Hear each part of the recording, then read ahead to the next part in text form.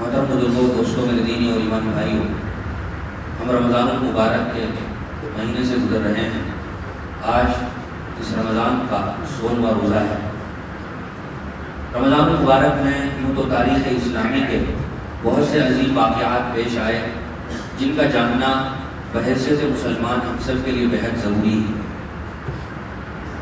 لیکن اس مہینے میں ایک عظیم تاریخی معرکہ بھی پیش آیا تھا جس کی تیاری کئی دنوں سے چل رہی تھی، لیکن وہ عظیم معرکہ اور تاریخ اسلام کا سب سے پہلا بڑا معرکہ 17ویں روزے کو سن 2 ہجری میں میدان بدر میں پیش آیا تھا۔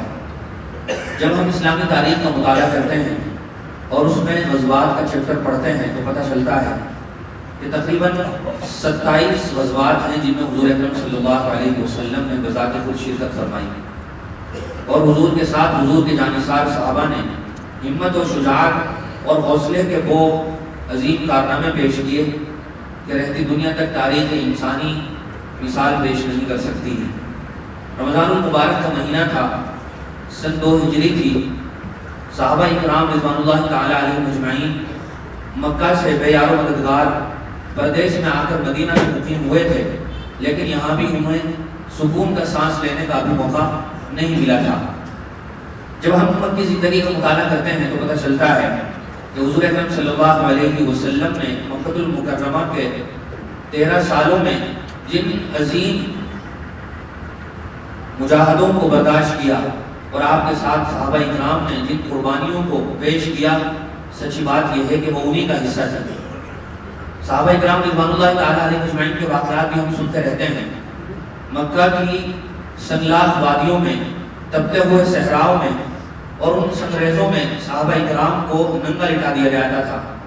حضرت بلال، حضرت خباب، حضرت صہیب رومی، حضرت سلمان فارسی اور اسی طرح حضرت عمار بن یاسر کے واقعات تو ہم سب بخوبی جانتے ہیں۔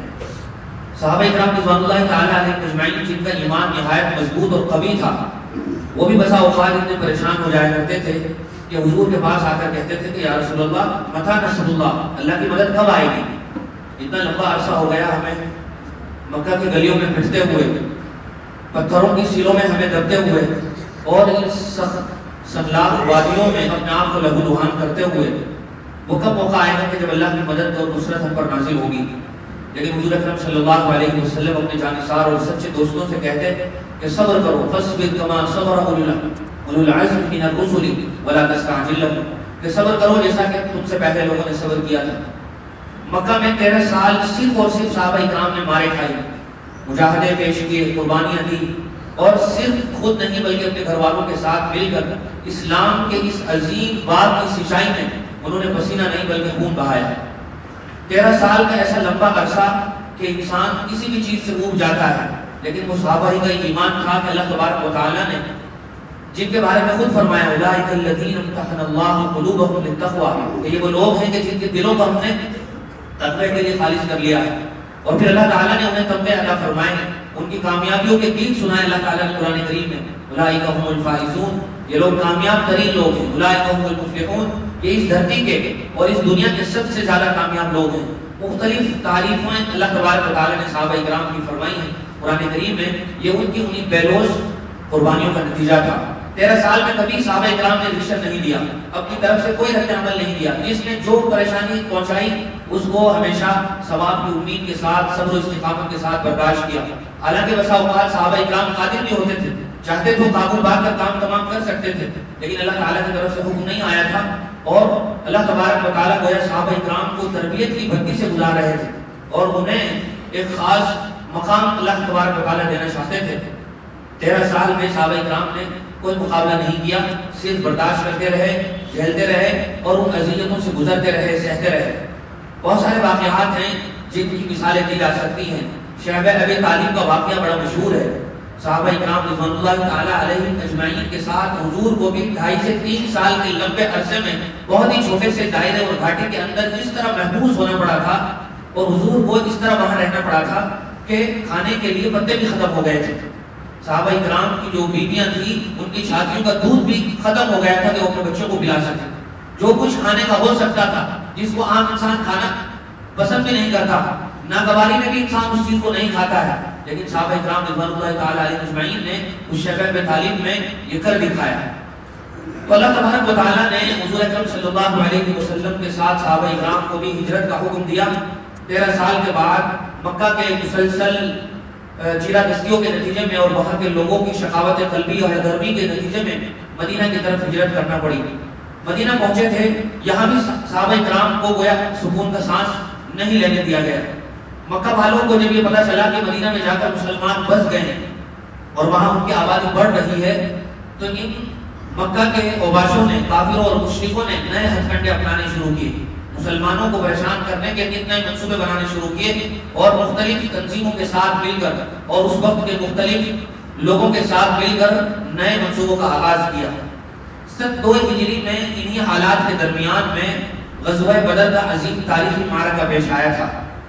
صحابہ کرام سے حضور اکرم صلی اللہ علیہ وسلم نے مشورہ کیا اور مقام بدر میں جا کر آپ نے پڑاؤ ڈالا. مقام بدر مدینہ المنورہ سے تقریباً 150 کلومیٹر کے دور فاصلے پر ایک بستی تھی. بعض روایات کے مطابق وہاں ایک آدمی تھا بدر ابن عامر, اس کی طرف وہ بستی منسوب تھی. بعض کہتے ہیں کہ ایک کنواں تھا جس کا نام بدر تھا, اس کی طرف اس علاقے کی نسبت تھی. بہرحال بدر میں جا کر صحابہ کرام نے پڑاؤ ڈالا. اللہ تبارک و تعالیٰ نے غزوہ بدر کو قرآن کریم میں جس دن وہ جنگ لڑی گئی یوم الفرقان کہا ہے کہ اس دن حق اور باطل کا عظیم معرکہ پیش آیا. یعنی فرق کرنے والا دن تھا وہ دن. ایک طرف حق والے تھے اور ایک طرف باطلوں کا گروہ تھا.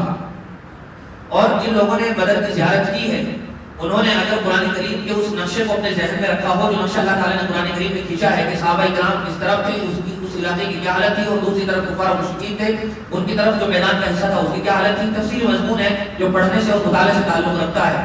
بہرحال حضور اکرم صلی اللہ علیہ وسلم مقام بدر میں 16 روزے کو پہنچ گئے تھے. سن 2 ہجری میں جو رمضان المبارک آیا اس کے 16ویں روزے کو میدان بدر میں پہنچ گئے تھے. آپ نے وہاں جا کر تیاری کی, موقع معائنہ کیا اور صحابہ کرام کو مختلف باتیں بتائیں اور جنگ سے متعلق جو باتیں ہو سکتی تھی حضور اکرم صلی اللہ علیہ وسلم نے صحابہ کرام کو سمجھائی. اور اللہ تبارک و تعالیٰ کی طرف سے دیے گئے خاص علم کے نتیجے میں حضور نے صحابہ کرام کو یہ بھی بتایا کفار کا جو میدان تھا اس کے بارے میں فرمایا کہ یہاں فلاں کافر مرے گا, یہاں فلاں کافر مرے گا, وہاں فلاں کافر مرے گا. بعد میں پھر صحابہ کرام نے خود اپنی آنکھوں سے جائزہ لیا اور باریک بینی سے دیکھا تو جس کے بارے میں حضور نے جہاں کے بارے میں فرمایا تھا وہیں وہ مرا ہوا پڑا تھا. اور پھر اسی طرح حضور اکرم صلی اللہ علیہ وسلم نے صحابہ کرام کو صف بندی کے بارے میں بتایا. یہ بھی ایک عجیب بات ہے کہ مسلمان جب حضور اکرم صلی اللہ علیہ وسلم کی تاریخ یا سوانح کو پڑھتے ہیں, سیرت کا مطالعہ کرتے ہیں, تو وہ حضور کی زندگی کے صرف ایک پہلو پر ہی غور کرتے ہیں کہ حضور اکرم صلی اللہ علیہ وسلم نہایت عبادت گزار تھے, اس میں کوئی شک و شبہ نہیں. حضور اکرم صلی اللہ علیہ وسلم تہجد گزار تھے, روزوں کے حضور اکرم صلی اللہ علیہ وسلم پابند تھے.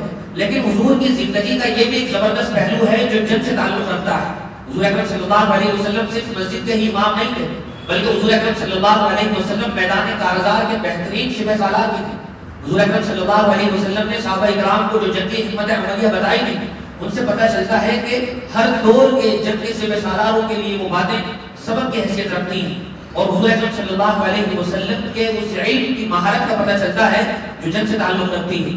حضور اکرم صلی اللہ علیہ وسلم نے صحابہ کرام کی بہترین صف بندی فرمائی اور خود حضور اکرم صلی اللہ علیہ وسلم دعاؤں میں اور الہا و زاری میں مصروف رہے. اس سے ہمیں ایک سبق بھی ملتا ہے کہ محض اسباب پر بھروسہ کر کے بیٹھ جانا یہ کسی مسلمان کا شیوا نہیں ہو سکتا ہے. حضور اکرم صلی اللہ علیہ وسلم سے سچا پکا ایمان تو کسی کا ہو ہی نہیں سکتا ہے.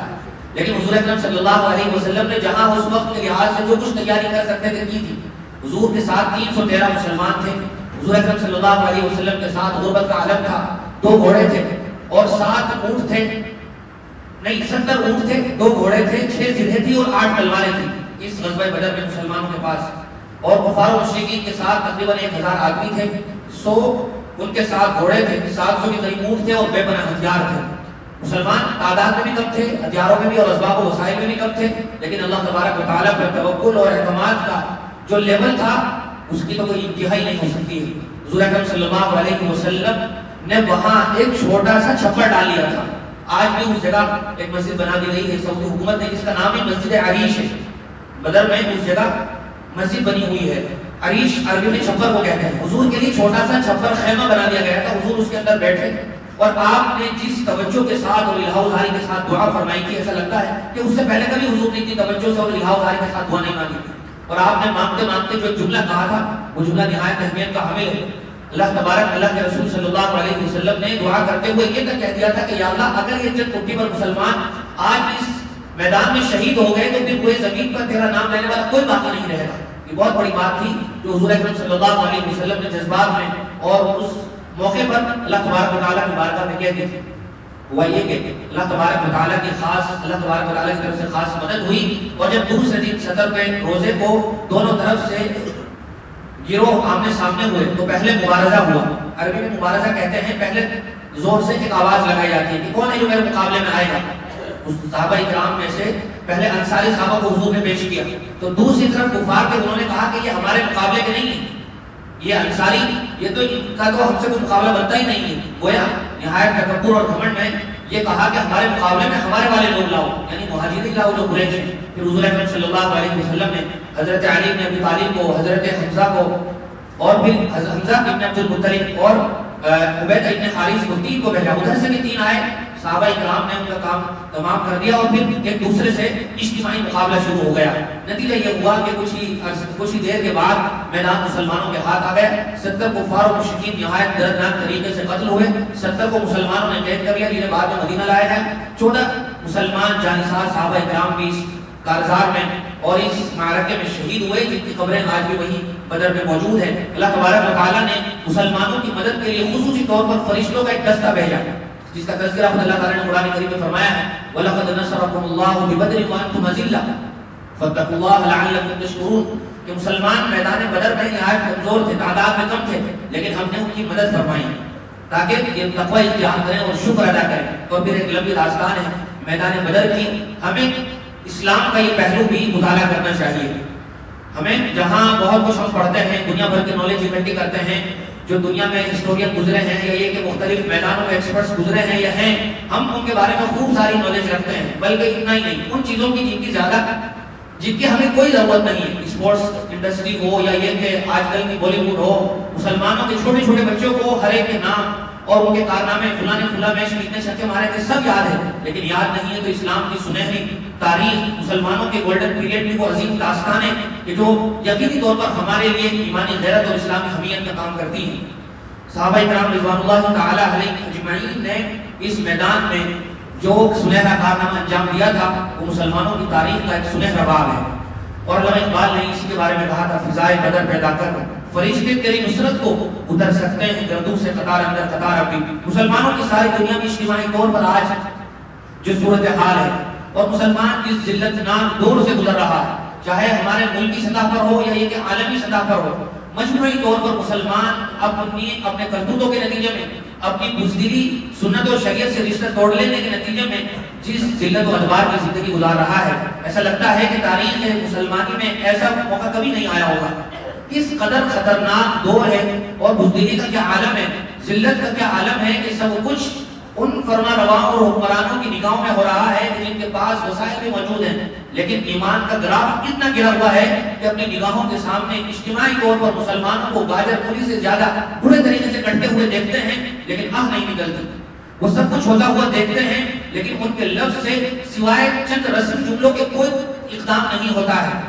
اگر ہم دیکھیں تو ہمیں پتہ چلے گا کہ ہم نے اپنے اس سنت اور شریعت سے رشتہ توڑ لیا جس کے نتیجے میں مسلمانوں کو غلبہ اور طاقت نصیب ہوتی ہے اور جس کے نتیجے میں اللہ تبارک و تعالیٰ کی طرف سے خصوصی مدد اور نصرتیں نازل ہوتی ہیں. ورنہ اللہ موجود ہے, اللہ کی وہی طاقت اور قوت بھی موجود ہے اور اللہ تبارک و تعالیٰ آج بھی قادر ہے جس طرح صحابہ اکرام کی مدد فرمائی تھی, مسلمانوں کی مدد فرمائے, لیکن ہمارے پاس وہ اعمال نہیں کہ جن کی برکات سے مدد خدا بندی اور نصرت خدا بندی کا نزول ہوتا ہے. تو ہمیں اپنے گریبان میں جھانکنے کی ضرورت ہے.